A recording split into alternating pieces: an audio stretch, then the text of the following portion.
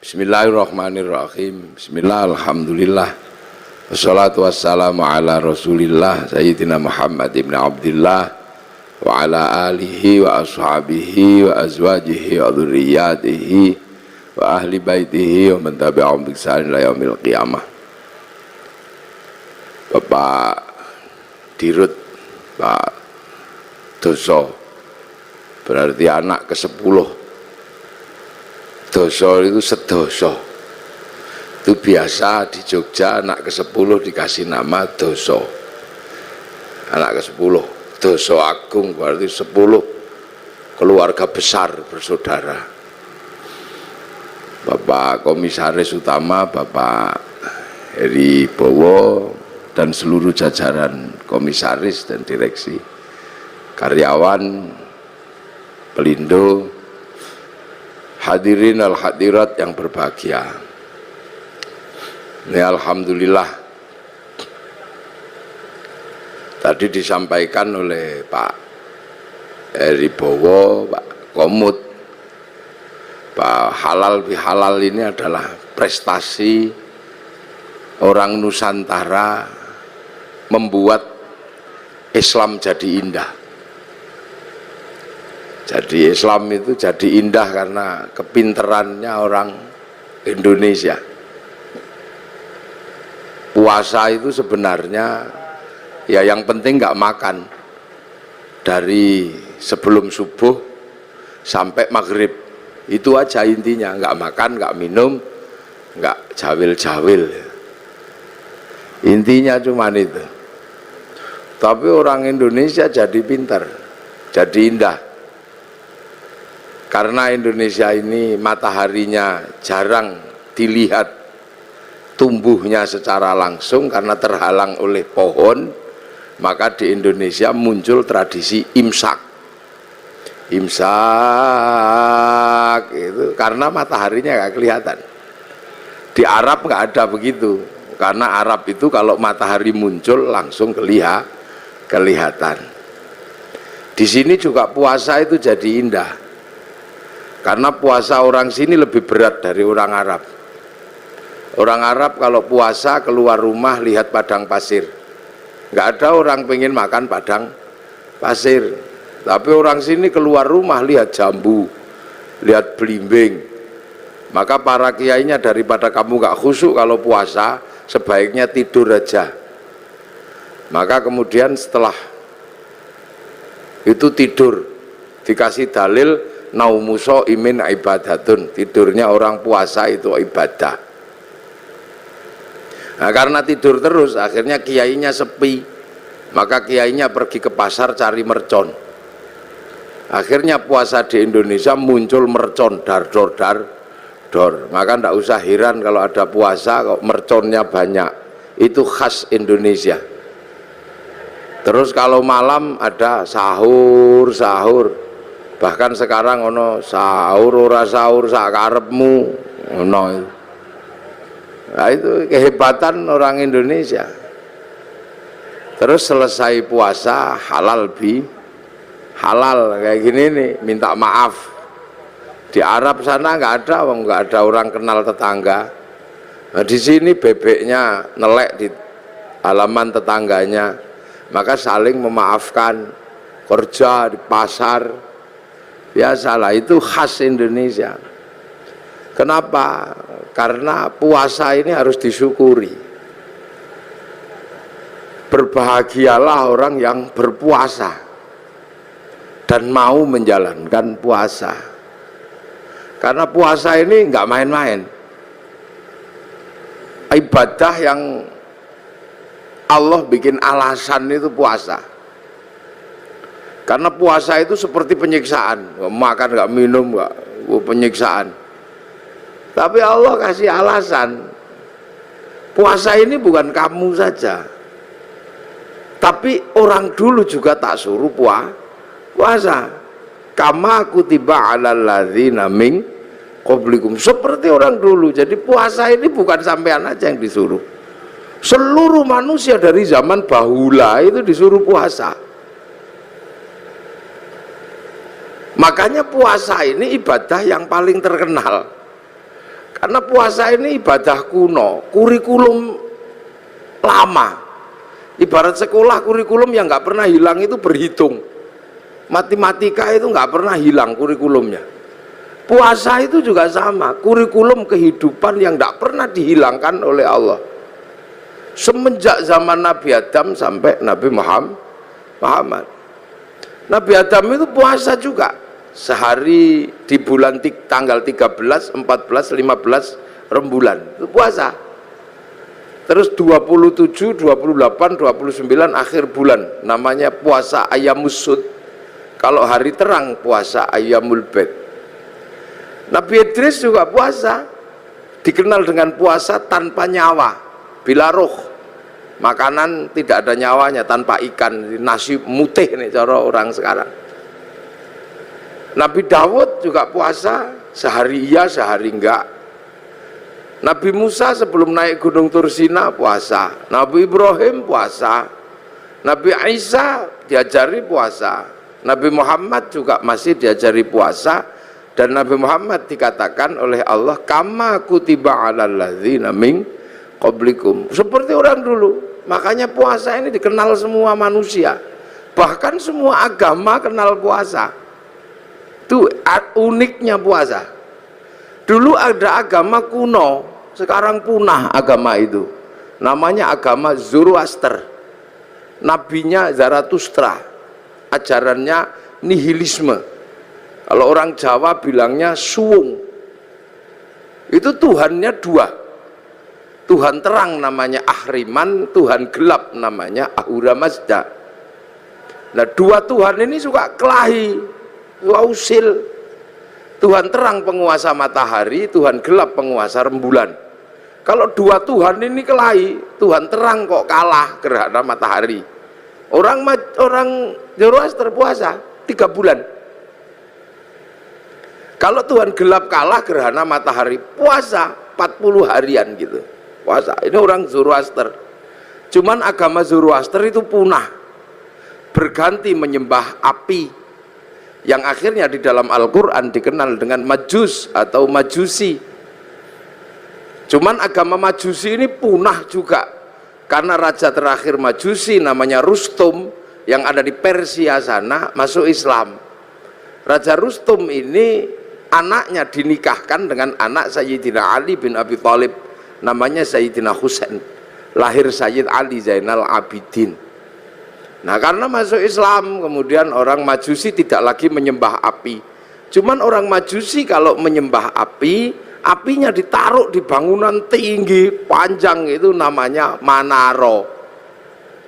Sehingga kemudian setelah nyembah Allah, apinya dibuang, Manaronya ditaruh di depan masjid. Akhirnya masjid orang-orang ex Majusi punya Manaro. Begitu seluruh kaum muslimin lihat masjid orang Persia punya Manaro, kok bagus, maka kemudian seluruh kaum muslimin berlomba-lomba bikin Manaro di depan masjid, yang akhirnya sampai Surabaya jadi Menoro. Di puasa. Lu ini Islamnya begitu. Kalau masjid khas Arab yang asli ya kotak tutupnya pelepah kurma. Menoro itu, menara itu dari tradisi Majusi dulu.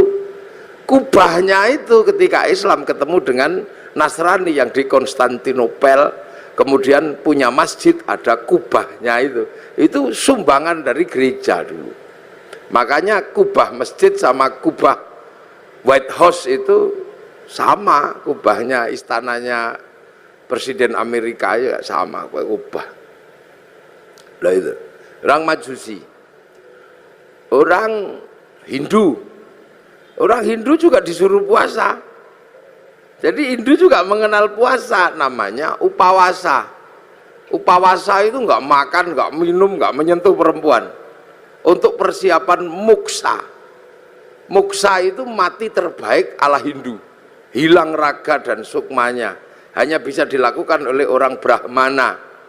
Kalau orang kesatria nggak bisa hilang, maka dibakar, dingaben. Kalau di bawahnya ada kasta namanya Wisya, pegawai negeri. Nah, sampean-sampean pegawai ini kastanya Wisya. itu dibakar matinya kalau sudah punya uang. Kalau belum punya uang nabung dulu. Nah di bawahnya ada sudra. Sudra ini petani, pedagang, itu sudra, tukang las, itu sudra. Nah di bawahnya ada kasta namanya paria, pengemis. Ini matinya nggak ada yang ngurus. Di bawahnya ada kuca. Kuca ini tukang ngutil. Jadi hidupnya ngentit. Apa itu? Tukang motong bansos lah kalau ininya. Itu kuca. Itu matinya juga nggak ada yang ngurus. Di bawahnya ada meleka, maling. Kalau ketahuan lari. Tapi di bawahnya ada namanya candala, maling kalau ketahuan berani. Nah ini begal itu. Nah ini nggak ada yang ngurus. Nah, makanya mati terbaik itu moksa. Supaya bisa moksa melakukan upawasa, nggak makan, nggak minum, nggak menyentuh perempuan. Nanti tubuhnya mengecil, kecil, lap, hilang, imaterial. Itu namanya moksa. Tapi waktu itu banyak yang gagal. Sudah mengecil, ingat istrinya. Maka macet, jadi jenglot atau Bathara Karang itu. Makanya kalau ada yang ketemu jenglot jangan dijual mahal, itu produk gagal moksa.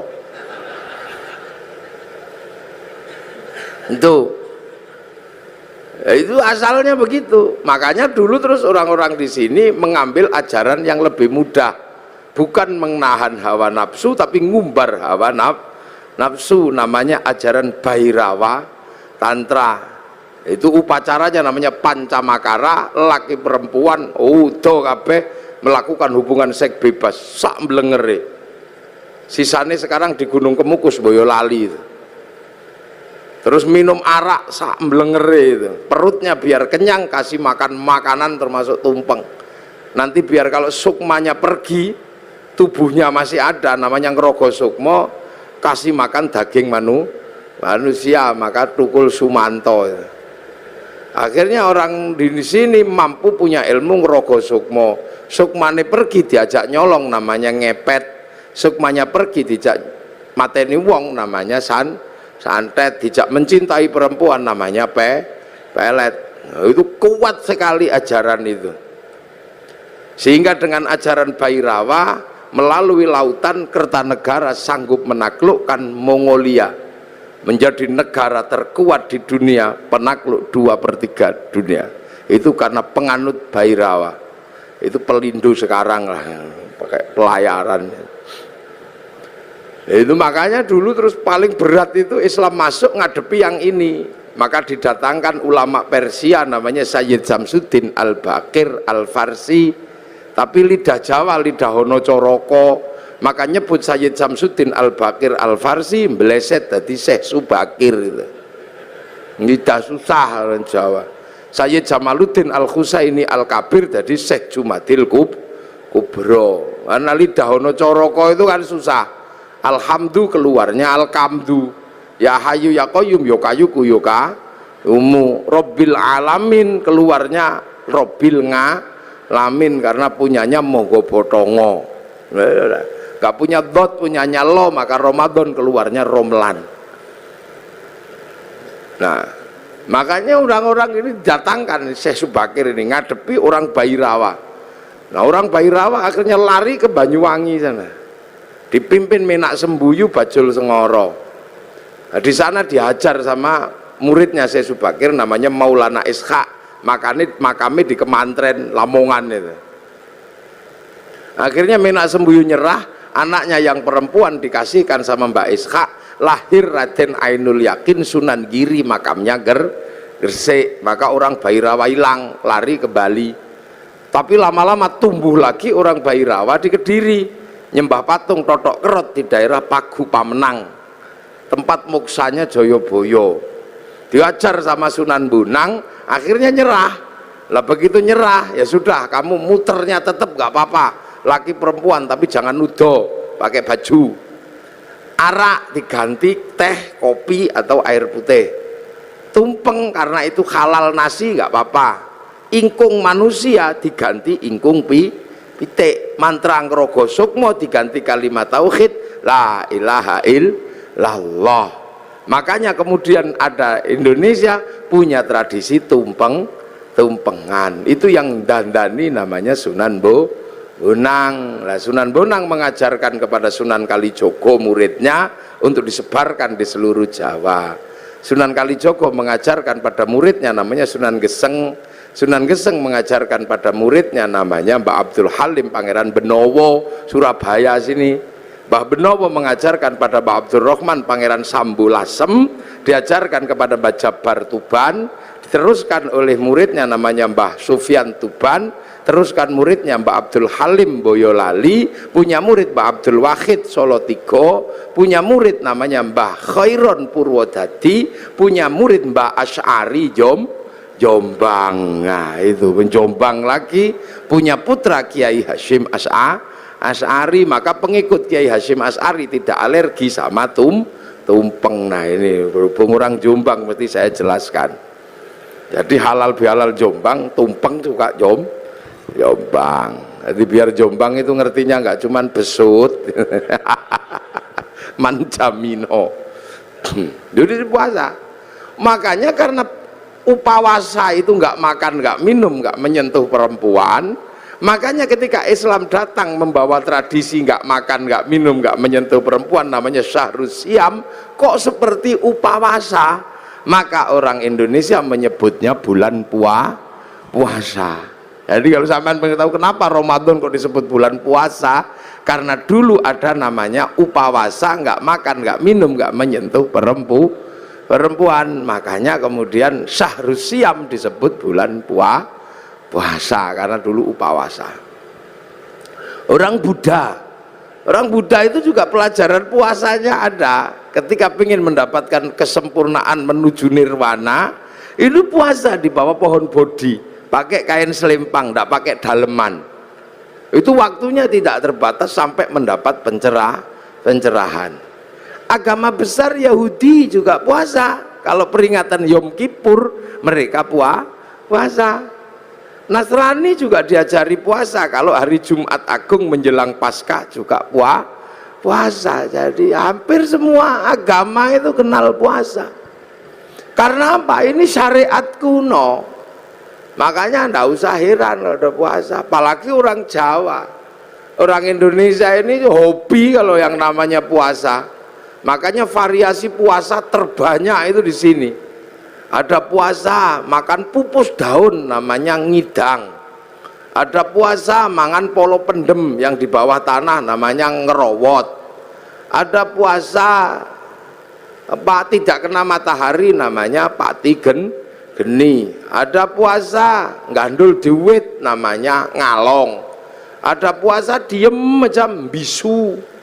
Ada puasa ngeluyuhur aja namanya ngidan. Ada variasi puasa itu macam-macam itu di sini.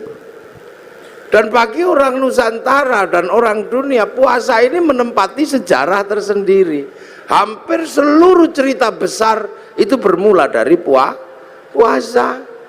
Rasulullah mendapatkan wahyu setelah puasa, naik turun gunung di Gua Hira hampir dilakukan selama 15 tahun. Syekh Abdul Qadir Al-Jilani mendapatkan ma'rifatullah itu setelah puasa 25 tahun di padang pasir dibimbing Syekh Mubarak Al-Majzumi jadi Sultanul Aulia. Di Jawa Sunan Kalijaga rojone berandal bisa jadi wali karena puasa 3 tahun. Sunan Geseng itu tadinya cuma tukang ngambil kelapa itu, tapi kuat puasa 3 tahun baca Ya Hayyu Ya Qayyum, itu bisa lari di atas air dan bisa meneruskan perjuangan Sunan Kalijaga. Padahal dia keliru, yokayuku yokayumu. Saridin disuruh puasa sama Sunan Kudus, kalau kamu mau jadi penerusku yang hebat, puasa 3 tahun di atas pohon kelapa, baca Allahu Akbar, dilakukan 3 tahun, jadi pengganti para wali namanya Syekh Jangkung. Akhirnya Saridin, wong Pati pasti kenal itu, dan itu pun keliru mestinya Allahu Akbar, Allahu Akbar, keliru, lowo bubar, lowo bubar. Jadi sejarah besarnya puasa, jangan sembrono. Ki Gede Pemanahan penjenengan cerita sama Sunan Kalijogo, jeung Sunan, saya pengen juga jadi raja. Ki Penjawi dapat pati, Kang Mas Raden Fata pun entuk Demak, kabeh pun entuk. Niku Haryo Penangsang angsal Pajang, Kang Mas Joko Tingkir dapat Joko Tingkir dapat Pajang, Haryo Penangsang dapat Jipang. Saya dapat daerah mana? Ki Gede Pemanahan matur Sunan Kalijogo, ya ndak ada, semuanya sudah habis yang baik-baik, tinggal 5 tempat, itu pun tempat setan. Tempat setan pertama ada di ujung timur namanya Alas Purwo. Tempat setan kedua ada namanya Alas Roban. Tempat setan ketiga ada namanya Alas Larangan Cirebon. Tempat setan keempat ada namanya Alas Ketonggo Ngawi. Lah tempat setan yang kelima namanya Alas Mentau lereng Merapi. Makanya kamu milih yang mana? Milih Mentau aja. Wah, kalau kamu milih Mentau setannya gede-gede, kamu puasa 20 tahun biar ditemani sama Ki Ageng Giring, jangan turun.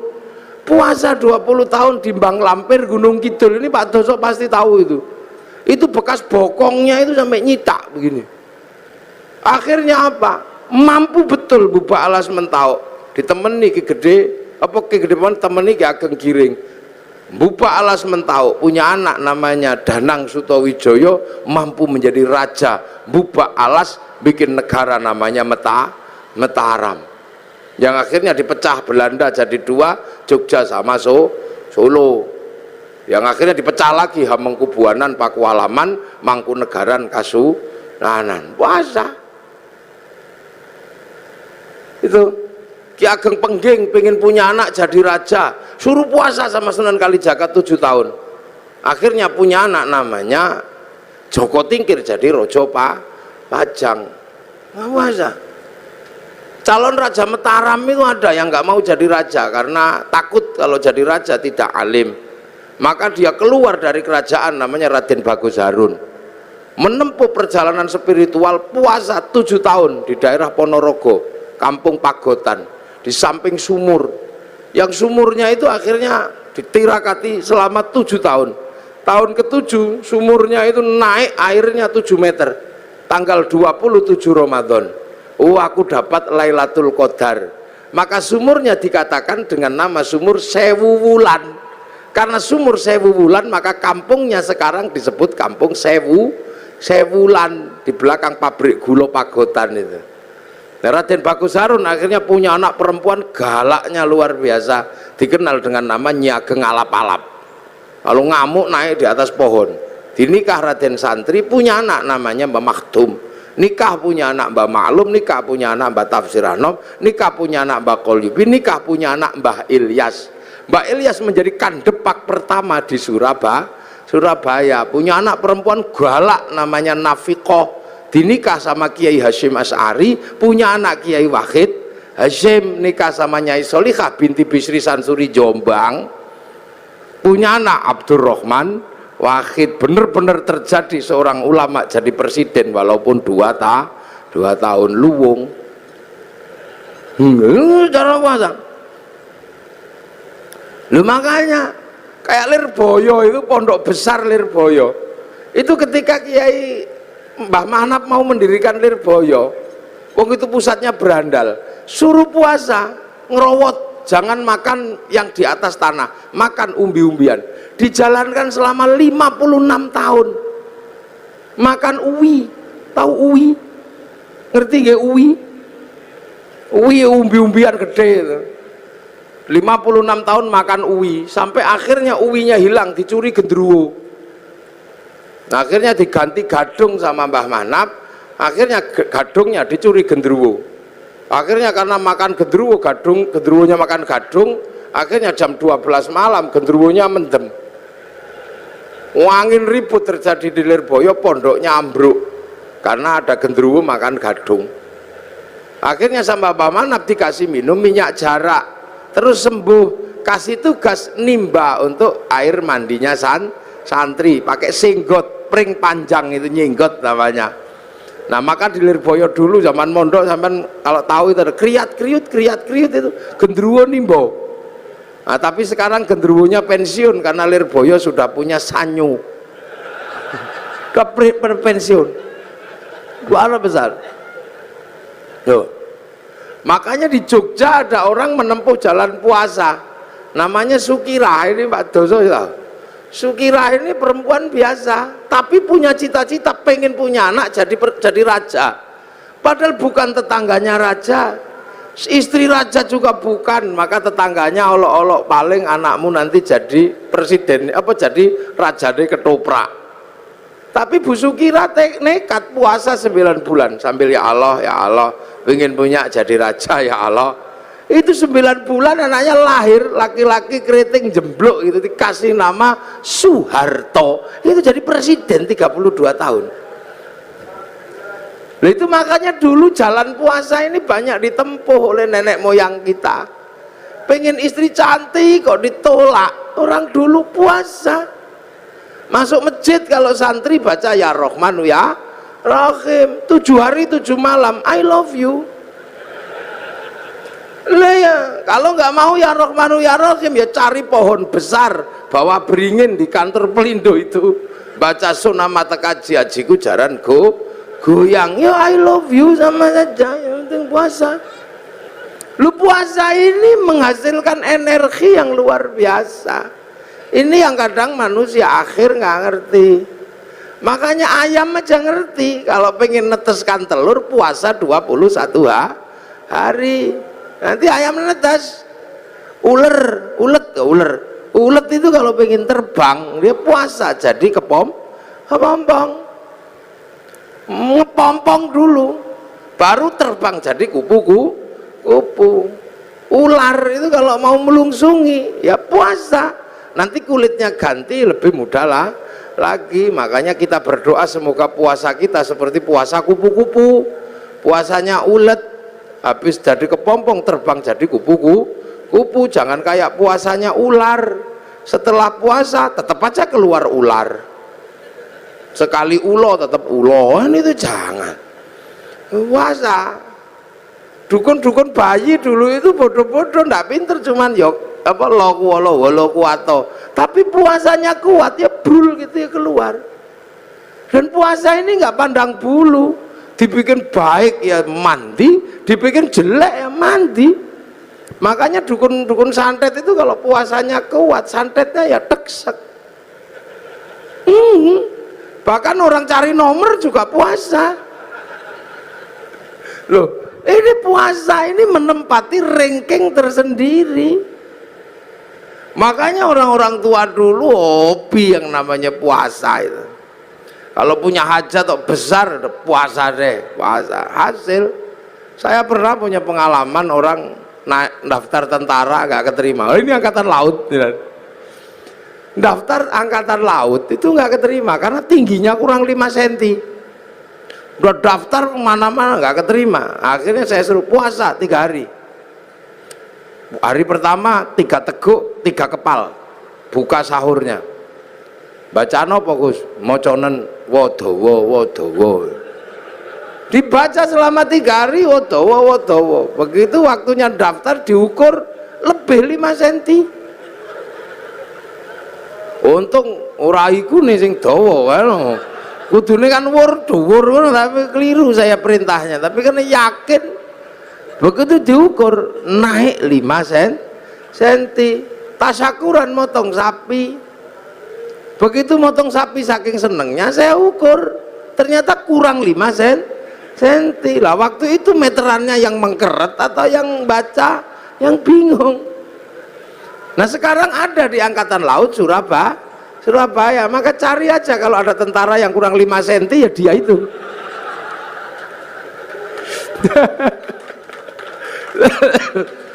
Ini puasa. Makanya nenek-nenek moyang kita kuat-kuat. Nah sekarang begitu puasa itu menakutkan, maka orang ini jadi lemah. Jadi lemah. Dulu orang Jawa, orang Indonesia ketemu singo gitu kita ikut semilar, singone lari. Orang sekarang begitu takut puasa, jangankan sama singa, sama melinjo takut.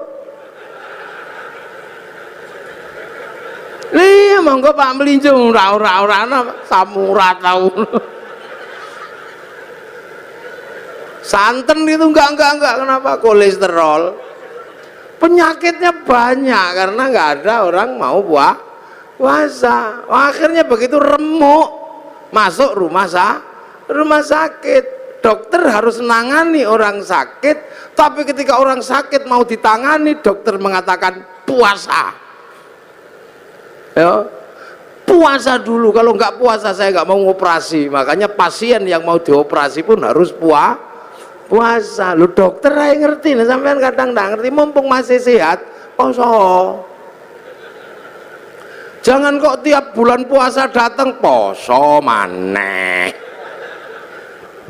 Itu caranya Allah. Dari dulu manusia dikasih senjata yang luar biasa namanya puasa. Gitu. Makanya kalau ada people power enteng-entengan, ada puasa enteng-entengan. Apa puasa enteng-entengan? Diet. Nah, diet itu puasa enteng-entengan. Kan Pak Amin kan mengatakan ada people power enteng-entengan. Nah, puasa enteng-entengan juga ada, namanya diet. Karena kalau diet kenemenen dead. Nah ini lah ya. Jadi ini dari zaman kuno. Makanya orang itu kalau puasanya rajin, kuat, nggak takut apa-apa, sehat. Nah sekarang manusia ini dengan puasa takut. Jadi puasa ini kiri kanan oke. Gaya apik mandi, bikin jelek ya mandi. Cuman puasa kita ini berbeda. Kalau puasa yang diajarkan oleh Allah ini la'allakum tattaqun, agar kita menjadi orang bertakwa. Apa sih takwa itu? Takwa itu adalah menghadapkan wajah kemanapun, merasa diawasi oleh Allah. Itu. Oh ini ngaji kalau di syuting itu ya gini, jadi panas. Lampune siji loro. Ngerti wong pelindung Kiai ireng. Lampune diakeh. Pak Doso ngerti Kiai ireng lampune sing akeh. Mengarah ke saya semua ini lampunya. Bau panas. Jadi walaupun saya ngadep ke sana, saya nggak lihat ada perempuan di sini, nggak kelihatan. Kalau lampunya ke sini semua. Takwa itu apa? Menghadapkan wajah kemanapun, merasa dilihat Allah. Nah, makanya orang bertakwa itu menjalankan perintahnya, menjauhi larangannya, karena kemanapun merasa melihat Allah. Lah kenapa kalau merasa melihat Allah, merasa dilihat Allah, merasa diawasi Allah, kok harus puasa? Ya memang itu caranya. Karena manusia itu nggak kenal Allah. Ini nggak kenal. Tapi manusia yang asli kan kenal. Manusia itu yang asli kenal Allah, harus tahu ketemu kok. Sudah pernah depan sama Allah manusia itu. Ditanya sama Allah, kamu lupa nggak kalau aku ini Tuhanmu? Enggak ya Allah, aku akan ingat engkau Tuhanku. Alastu bi rabbikum? Qalu bala syahidna. Ya, saya akan. Ya sudah, kamu turun sekarang. Fanfukur ruh, maka manusia dari langit diturunkan ke dunia. Langit bus turunkan ke dunia. Ditaruh di mana? Ditaruh di daging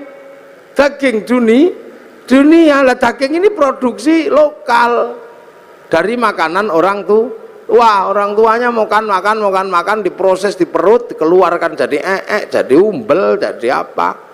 Nah, makanan manusia yang paling intinya itu disimpan di sini, namanya nutfah. Nutfah itu zat hidup yang ada dalam setiap makanan, karena Allah berfirman idza arada syai'an ayyaqula lahu kun fayakun. Simpen di sini namanya nutfah atau mani.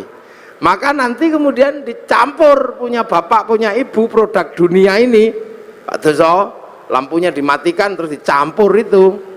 Terus nanti dititipkan ke rahim ibu. 3 bulan jadi segumpal darah, 4 bulan jadi segumpal daging.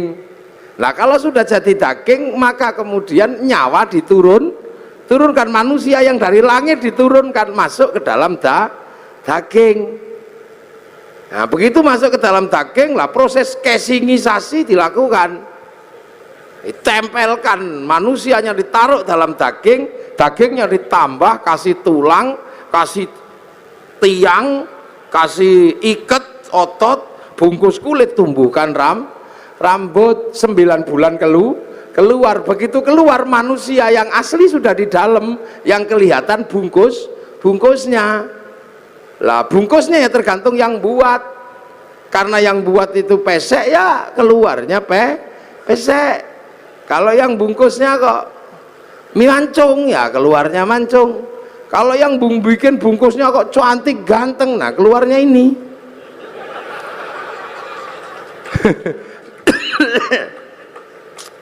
Lah ini maka perempuan itu tempat menanam itu menumbuhkan. Makanya Islam mengajarkan nisa hukum harsul lakum, perempuanmu untuk menanam. Proses casingisasi di perempuan. Makanya perempuan itu seperti sawah. Ini sawahnya laki-laki ini yang punya sawah. Nah sawah itu untuk nanam. Makanya kalau pengen tanamannya bagus, sawahnya harus bersih. Jangan kok penuh sampah, jangan penuh kotoran, jangan terlalu banyak rumput liar. Makanya biar sawahnya bersih, laki-laki punya tugas membersihkan sawah, belikan lipstik, belikan gelang, masukin salon. Itu loh bener itu, sampean yang punya sawah ini harus bersih, harus tampil cantik. Biar tumbuhannya bagus. Sawah nggak boleh kering, sawah harus selalu basah dan selalu dipupuk. Nah perempuan juga harus selalu senang hatinya. Makanya agar perempuan senang hatinya, dia harus selalu dikasih uang. Loh yang laki-laki dengerin, jangan kau terpura-pura nggak denger. Iya ini yang perempuan ini, karena sawah harus selalu basah dan senang. Sawah itu kalau dikasih tanaman nggak boleh dibakar. Maka begitu juga perempuan kalau ditanami nggak boleh marahi. Maka perempuan itu nggak elok kalau dimarahi. Iya, perempuan kalau marah-marah boleh, karena perempuan itu kalau marah-marah sebenarnya lagi buang sampah. Lebih bener perempuan itu buang sampah, karena kehidupan perempuan itu lebih susah dari laki. Perempuan itu pusing. Makanya perempuan itu stres. Saya pernah jadi perempuan sehari aja nggak kuat. Loh iya, saya pernah jadi perempuan sehari nggak kuat, gara-gara saya ribut sama istri saya. Ribut itu perkaranya apa? Perkaranya anak. Saya pulang ke rumah itu beruantakan. Saya ngomel sama istri saya, ya dede sing rewang sakmene akeh, sudah banyak yang rewang, santri sakmene kok yo masih rusuh kayak gini. Mungkin lagi head kayaknya istri saya, langsung nyelantap itu. Mas, jangan gitu, sampean nggak pernah merasakan jadi perempuan. Anakmu ini ayo gitu, sampean mau kalau jadi perempuan? Ya cita mau, saya coba sehari saja nggak apa-apa. Akhirnya teken kontrak saya menjadi perempuan sehari. Begitu jadi perempuan sehari, jam 2 malam istri saya tak suruh pergi. Pergi kamu sana yang jauh, jangan kelihatan kalau anak bangun. Ini ada uang 10 juta, ajak temanmu sana. Loh iya, wong saya mau jadi perempuan, saya tak kasih uang 10 juta, suruh pergi sama teman-temannya. Kamu makan harus habis itu, ajak habisin makan. Tapi nanti kalau saya telepon karena nyerah, kamu harus cepat pulang. Hitam di atas putih ini saya terjadi. Namanya juga saya juga emosi. Akhirnya pergilah dia. Subuh bangunkan anak, saya contoh istri saya pidatoni anak saya, nggak bangun, melungker gini. Biasanya istri saya kalau anak nggak bangun dicubit, ikutlah saya nyubit. Kalau dicubit sama ibunya dia bangun, tak cubit ditendang saya anaknya. Mulai pusing, nggak mau bangun. Wah, akhirnya saking judeknya anak turun dari ranjang ono sing nggawa pempes, lah pusing. Setengah stres saya udah jam segitu. Terus dimandikan. Biasanya kalau istri saya mandikan kan disemproti satu-satu gitu. Tak semproti, ngamuk karena nggak panas. Katuan sing siji begitu tak panas sih, kepanasan. beratnya itu. Habis itu makan, setelah makan tak suapi satu-satu, saya nyontoh aja. Biasanya kan anak saya dijejer gitu terus disuapi satu. Saya yang nyuapi disembur, jarene kegeden, piringnya diuncal no. Stres, dan saya gagal menyekolahkan anak-anak sampai jam 7 masih ribut gak mau sekolah. Ndasku mumet. Jam 10 itu rumah itu dicat semua pakai lipstik, digambari. Jam 1:30 saya nyerah jadi perempuan. Dek pulang, ampun, menyerah saya. Pulang ternyata istri saya sudah di tetangga gitu, langsung pulang. Iya saya ngerti sampean gak akan kuat. Tak cekel tangannya, tak ambung ping pitu itu saya. Semenjak itu semenjak itu saya tahu bener-bener jadi perempuan itu beratnya luar biasa. Kapok saya. Wis gak kemana-mana, aku mau dadi wedok, aku mau dadi lanang iso dolan. Iya jadi berat. Makanya saya anggap perempuan itu kalau ngomel buang sampah. Dan laki-laki itu tempat sampah. Makanya kalau perempuan kita lagi buang sampah, tempat sampahnya jangan ditutup. Nanti dibuang ke tetangga sampahnya.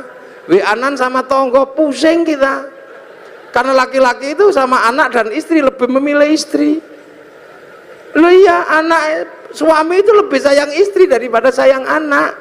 Mulutnya aja yang sering mengatakan saya lebih mencintai anak dari kamu. Enggak, kata siapa? Laki-laki manapun pasti lebih mencintai istrinya. Buktinya ada. Pulang kerja, anak di pangku tetangga, enggak apa-apa. Terima kasih.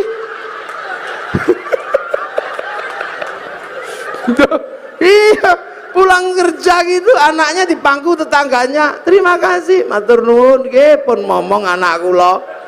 Coba kalau istrinya yang di pangku tetangga, oh langsung bawa arit. Itu tandanya bahwa suami lebih cinta istri, gayanya aja. Makanya perempuan kalau ngomel udah biasa, dia lagi buang sampah, udah.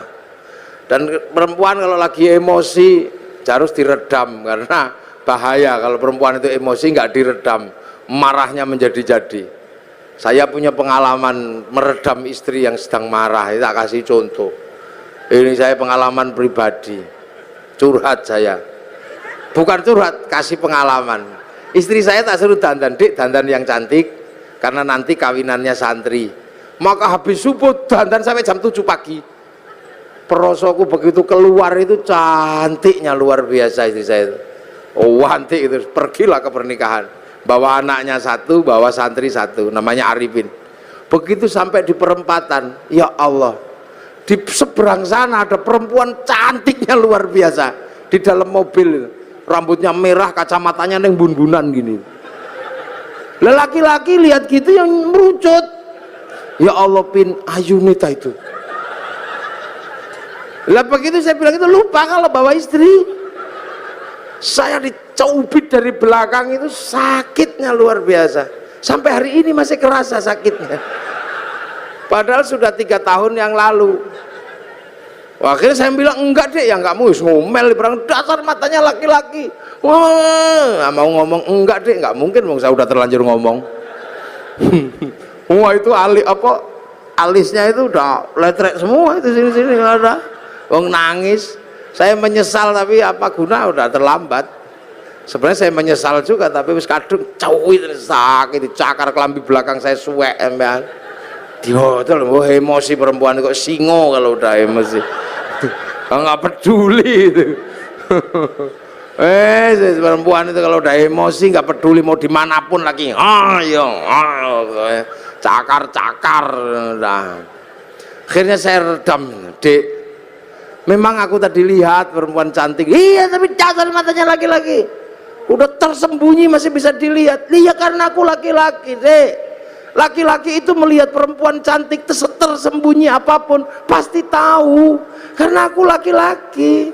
Kalau aku nggak mampu melihat perempuan yang cantik dan tersembunyi, mana mungkin aku dulu menemukanmu. Itu langsung kendor cubitannya itu. Coba kalau istri saya tak bawa, saya kan bisa nanya langsung itu. Masya Allah, gak boleh emosi. Itu perempuan itu untuk nanam lah, makanya ini sampean-sampean ini jangan lupa ini sawah, perbaiki sawahnya, kasih lipstik, jangan banyak sampah. Mosok perempuan dastere modal ngono aja. Kasih uang biar senang perempuan itu, kalau senang hidupnya tentram, anaknya juga ikut senang. Jangan suka dimarahi, kalau dimarahi emosi perempuan, kalau dimarahi panas hatinya. Di bawah hati apa di atas hati ada payudara, karena jantung itu di bawah payudara, dan jantungnya panas, payudaranya ikut panas, air susunya panas, baterai santan ini belundu, diminum bayi ya bengek. Makanya kalau teteknya nggak sehat bayinya bengek, maka ada istilah tetek bengek.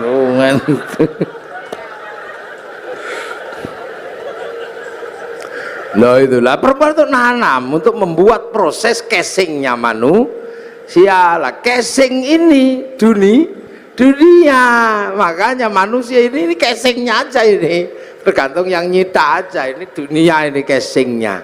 Tangan ini dunia, maka dia senengnya dunia. Mata ini dunia, wong dari produk dunia kok. Makanya tangan laki-laki dimanapun kalau lihat bokong pasti pengen demek. Ini dunia, ndak usah tangan Pak Direktur, tangan Pak Komisaris, sama aja, wong tangan saya juga sama. Ini dunia, ndak usah heran. Tangan ibu-ibu dunia, maka pengen dikasih gelang. Sama aja, yang bedakan remnya tok. Insya Allah kayak kiai ini remnya cakram. Jadi pas direm set itu depan belakang berhenti. Nah rem pelindo ini kan nggak cakram, antromol tadi gitu.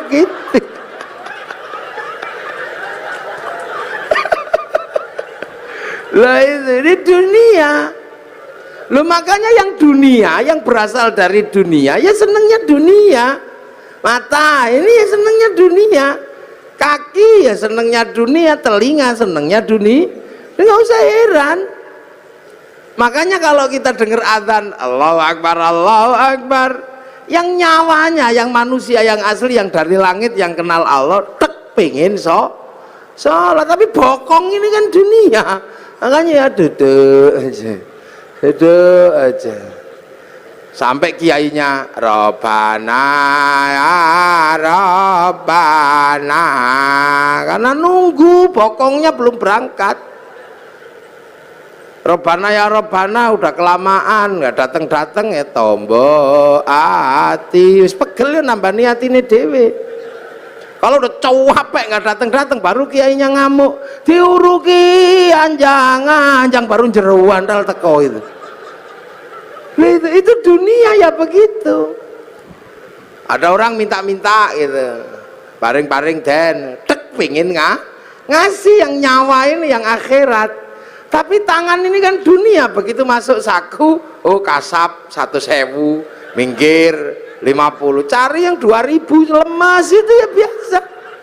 Yang donya. Makanya jangan heran kalau sholat Allahu Akbar. Ini kan pengen ngadep Allah, ini wajah tuh iya. Tapi mata ini dunia, ya nggak bisa. Begitu melek ini ya. Oh sarungnya bolong ya, nggak bisa. Allahu Akbar. Kuping ini dunia, begitu toh tet bel kantor masuk. Kalau ada bakso ting bakso. Hujan kretek ya Allah sepatuku kudanan. Nggak bisa yang dunia, wong ini memang dunia. Allahu Akbar. Bismillahirrahmanirrahim. Sabbihisma rabbikal a'la alladzi khalaqa fasawwa walladzi qaddara fahada. Suwe. Lama ini yakin suwe.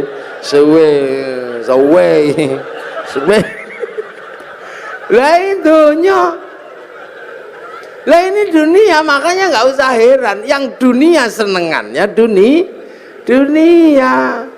Tapi kan ini raga punya tugas menghantarkannya nyawa. Sama dengan padi punya tugas mengantarkan beras. Sama dengan debok punya tugas mengantarkan pisang. Lah manusia punya tugas menghantarkan innalillahi wa inna ilaihi raji'un. Makanya nanti tiba-tiba ya sudah, satu saat ini semua akan kembali. Nah yang kembali apa? Ya nyawanya. Yang dari dunia ya dikembalikan lagi ke tanah. Itu balik ke tanah, kubur situ, terus dimakan cacing, bosok, ruwek, bosok. Bosokannya cacing diisep sama rumput, rumputnya dimakan sama kambing, kambingnya dipotong bikin anak lagi. Lah itu namanya teori rantai makanan. Makanya manusia, padi, pisang sama. Ada waktunya panen. Kalau padi dipanen sama Pak Tani, pisang dipanen Pak Tani, manusia dipanen sama malaikat Israel, panen aja. Begitu beras diambil, pohon padi ya tidak diurus, dibakar untuk makan sapi. Begitu pisang diambil, pohon pisang ya dibuang ke sungai. Begitu manusia diambil isinya, ya kelontongannya ya dibuang ke kuburan, sama aja. Nah padi walaupun terpisah dari pohonnya, begitu masuk laboratorium tetap ketahuan padi organik atau bukan organik. Walaupun sudah terpisah, orang nggak perlu lihat pohon padinya dulu seperti apa, rekam jejaknya ada di beras, rekam jejak pohon pisang ada di dalam pisang, rekam jejak kehidupan manusia ada di dalamnya nyawa. Ngono dok.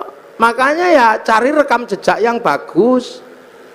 Itu tangan ini merekam jejaknya nyawa, mulut muni apa wae rekamannya ada di dalamnya nyawa. Sama kayak syuting itu ngadep saya dari tadi. Itu tugasnya cuman apa? Nyarikan bekal kartu memori. Setelah ngerekam saya, syutingnya dibanting nggak apa-apa. Yang penting memorinya masih ada, diputer keluar gambarnya, sama aja. Manusia juga gitu, makanya cari rekaman yang bagus. Nah orang tidak mendapat rekaman bagus kalau nafsunya tinggi, egonya tinggi. Lah ego itu ada di dalam jasad, makanya jasad disuruh ngurangi makanannya agar ego jasadnya turun. Makanya kalau mata melihat gini, egonya turun, lihat istri gemuk, alhamdulillah, egonya udah turun, alhamdulillah gemuk, tanpa tak kasih makan 3 hari juga masih hidup. Akhirnya ruhani kita merekam alhamdulillah. Tangan pegang panas, masya Allah. Tapi kalau ego tangannya tinggi megang telek, oh telek ini ya yang terekam telek. Sendal hilang, kalau egonya sudah turun, sendal hilang, masya Allah. Tapi ini egonya tinggi, sendalnya hilang, waduh sih ya sudah, kambing ini. Akhirnya yang terekam itu kambing. Begitu masuk laboratorium kok ada kambing dipanggil, "Beng, kok kamu ada dalam hatinya orang ini?" "Iya ya Allah, fitnah itu ya Allah." Fitnah itu hoax itu dulu. Saya nggak terima karena saya difitnah nyuri sendal. Padahal seumur-umur tidak ada kambing nyuri sendal. Dulu itu ada, makanya rekaman ini itu. Pelajaran dasarnya itu sebenarnya. Makanya manusia harus punya rekaman yang baik. Lihat Pak Preskom gini, oh ulang tahun, alhamdulillah beliau belum ada ubannya, nah, kan keluar. Nah kalau yang egonya tinggi, udah setua itu, mesti nggak ada ubannya, pasti semir 1 kilo itu. Akhirnya rekaman disinya semir 1 kilo. Tapi kalau egonya turun, alhamdulillah. Kita ini punya chip namanya nyawa, sampean jangan lupa, lihat apapun direkam oleh nyawa. Seperti kamera itu, lihat saya gitu, nanti rekamannya ada itu syuting.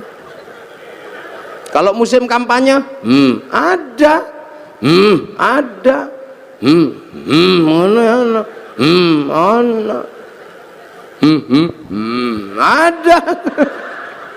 itu rekamannya ada semua itu di situ nanti.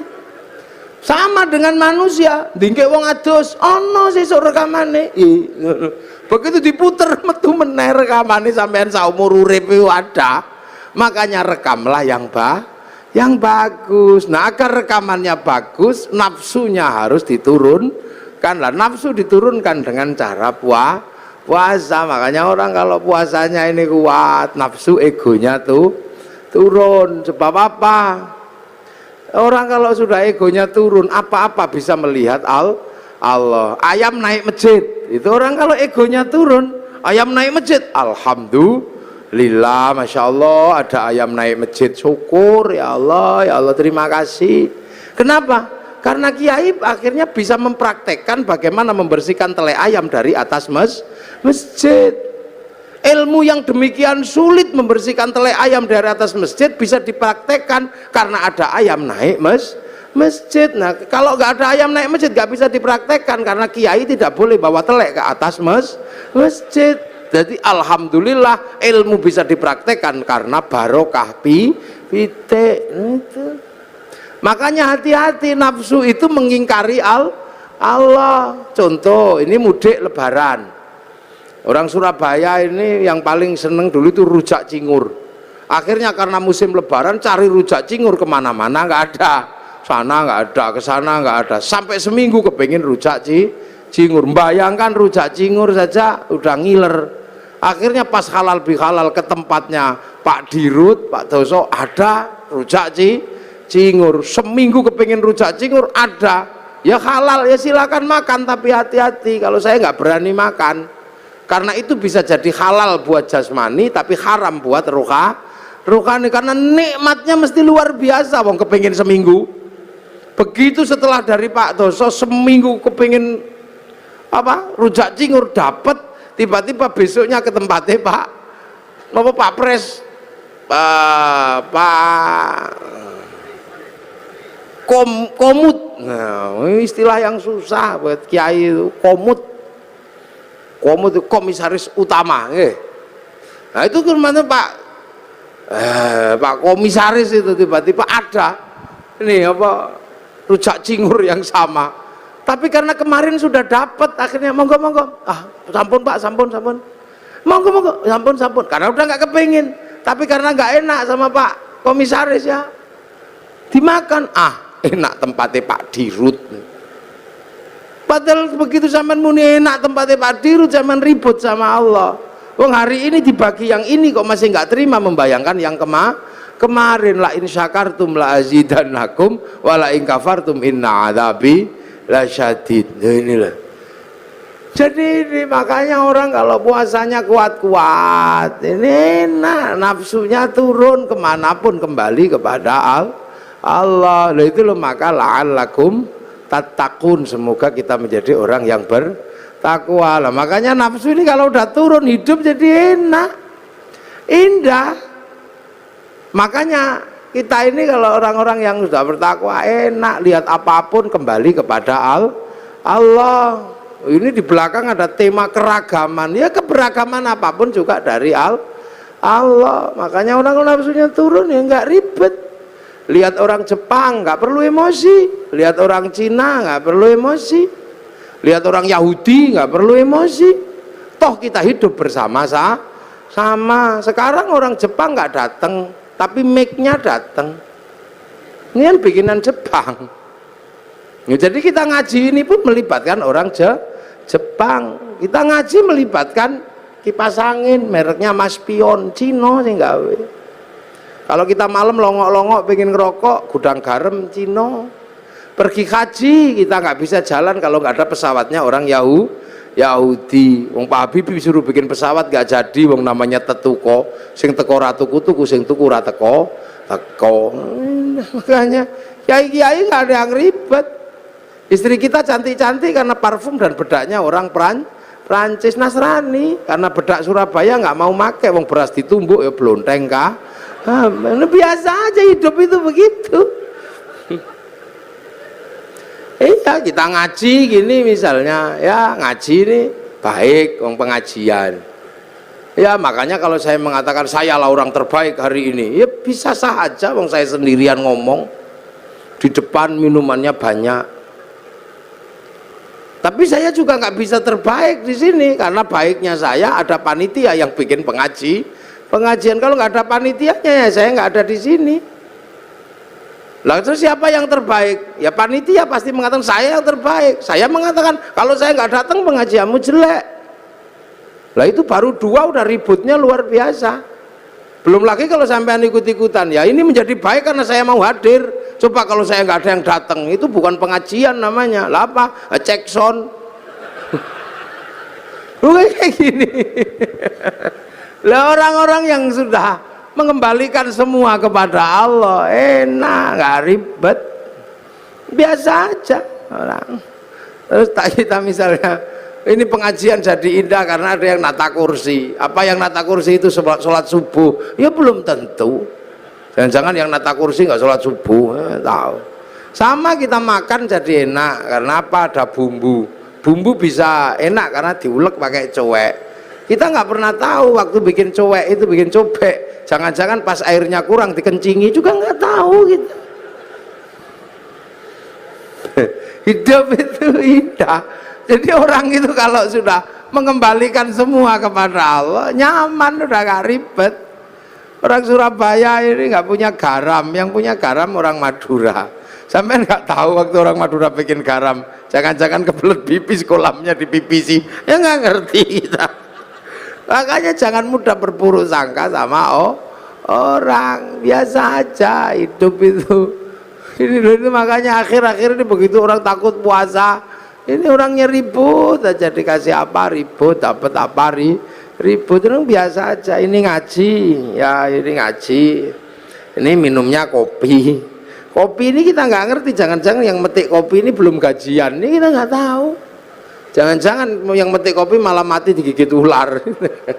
Maka semua kembalikan aja deh kepada Allah. Nah ini syaratnya apa? Nafsunya turunkan minimal dengan mengurangi makan. Kita bisa berlatih untuk menghadirkan dalam setiap kehidupan merasa ada Allah, sehingga apapun rekamannya bagus. Makanya kepala sering diajak ngerekam kalau zikir la ilallah, la ilallah, la ilallah, biar kepalanya ini merekam Allah, tangannya pakai tasbih Allah, ya Allah, ini rekamannya Allah, semua direkam. Makanya sampean jangan heran, rekaman kita ini terhubung langsung dengan servernya Allah, namanya Lauhil Mahfud. Sama kayak sampean, karena punya kartu handphonenya, bisa di GPS kemanapun. Sama dengan manusia, mau lari kemanapun di GPS sama Allah. Loh ya inilah, nah ini yang bisa kita ambil dari yang namanya puasa itu ini. Nah ini halal bihalal ini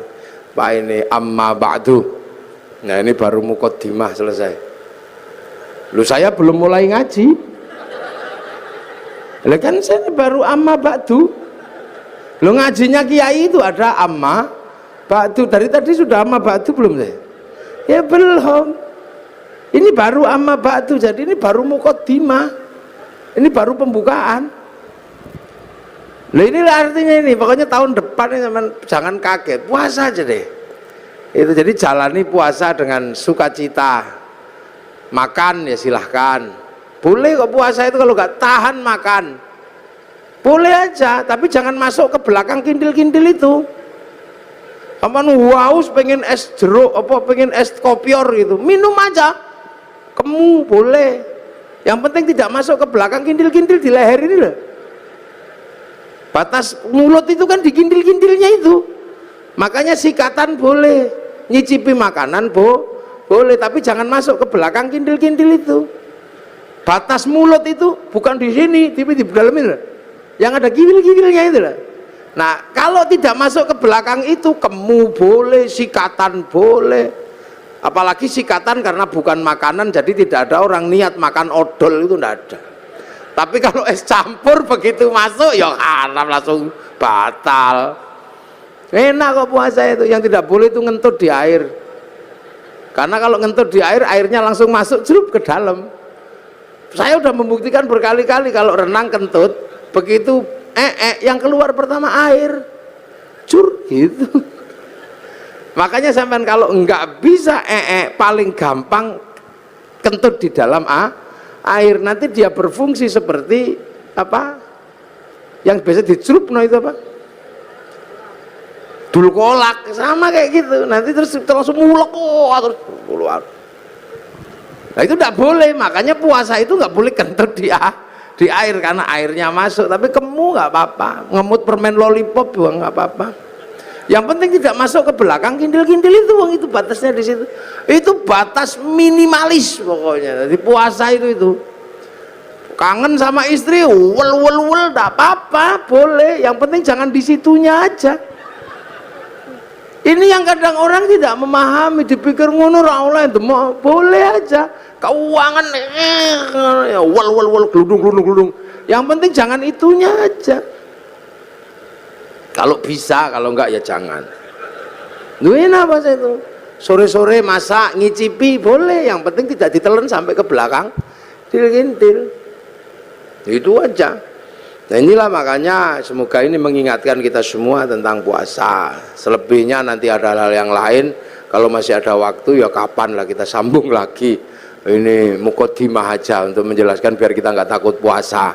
Karena puasa ini kama kutiba alal ladzina min qablikum, mudah-mudahan ada manfaatnya. Ihdinas siratal mustaqim. Assalamualaikum warahmatullahi wabarakatuh.